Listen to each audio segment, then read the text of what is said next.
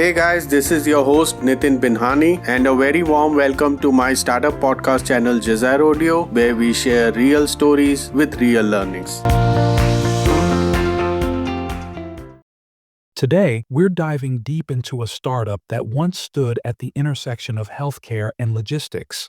Medikabazaar, a health tech startup that claimed to be the Amazon for hospitals, solving procurement pain points for thousands of healthcare providers across India, now finds itself in the midst of financial irregularities and governance failure.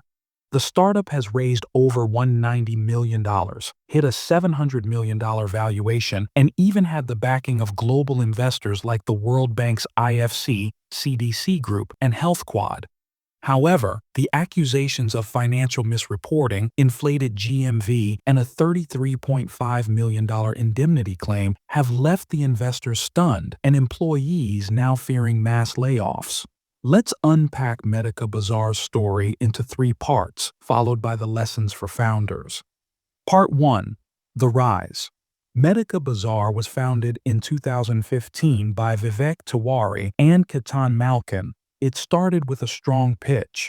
Hospitals struggle to procure medical equipment and supplies efficiently. We'll build a B2B platform that brings structure, scale, and transparency to a broken market. In a country where public hospitals are often underfunded and private ones are logistics-heavy, the idea made a lot of sense. Thus, Medikabazaar grew rapidly, onboarding thousands of hospitals, clinics, and labs. It provided access to over 500,000 SKUs covering everything from surgical masks to MRI machines. By 2022, Medikabazaar had raised $190 million from big names like IFC, part of World Bank, HealthQuad, Creaegis, Ackermans, Van Haren, UK-based CDC Group, and Lighthouse India Fund.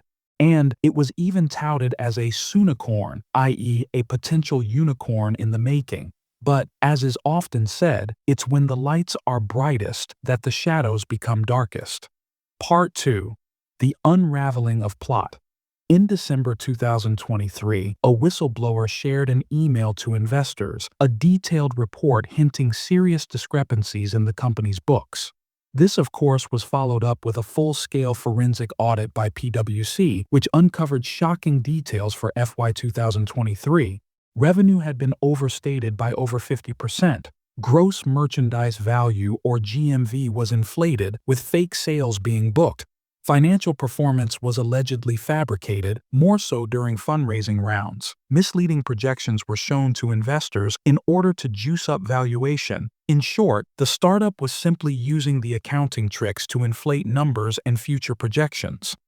Additionally, the Income Tax Department had conducted searches across Medikabazaar's offices and issued tax notices worth Rs 2.5 crore or $295,000 in FY 2022, which the latter paid under protest.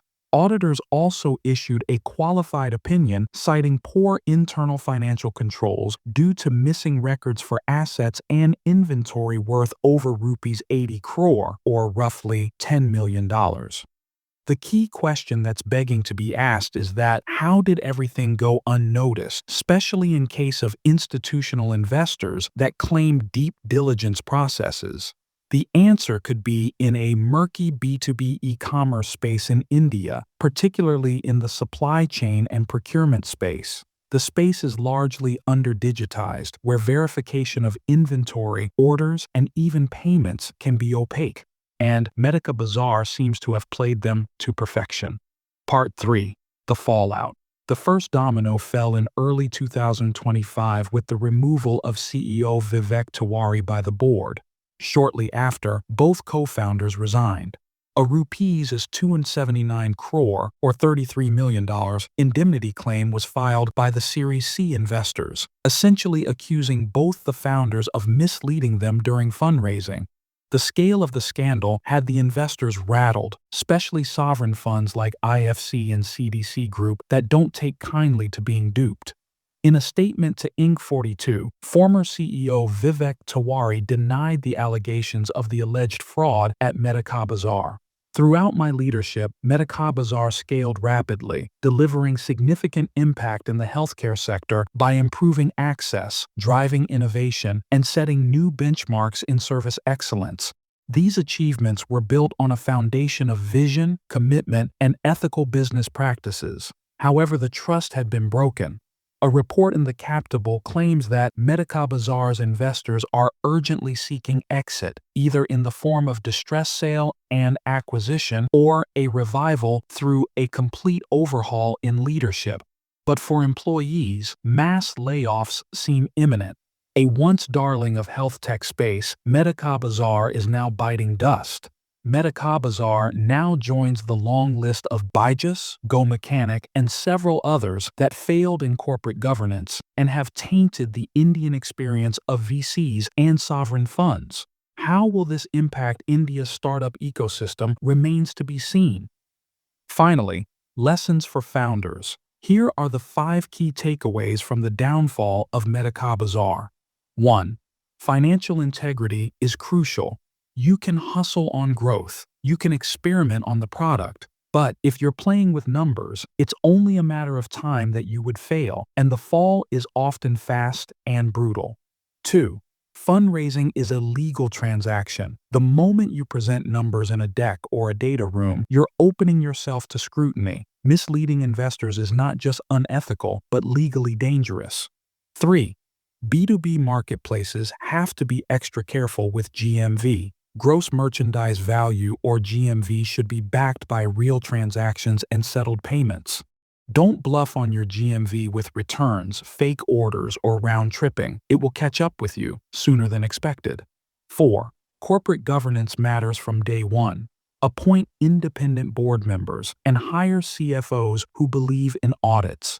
This isn't bureaucracy, it's about sticking to core values. 5. Optics isn't reality. Just because a startup or a founder is solving an impactful problem doesn't mean it's clean.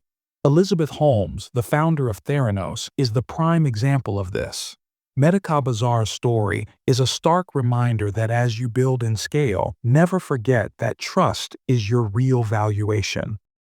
Folks, that's it for today. Thanks for tuning in. Please like, comment, and subscribe to the channel. Join us next time as we continue exploring the dynamic world of startups and the valuable lessons from their journeys.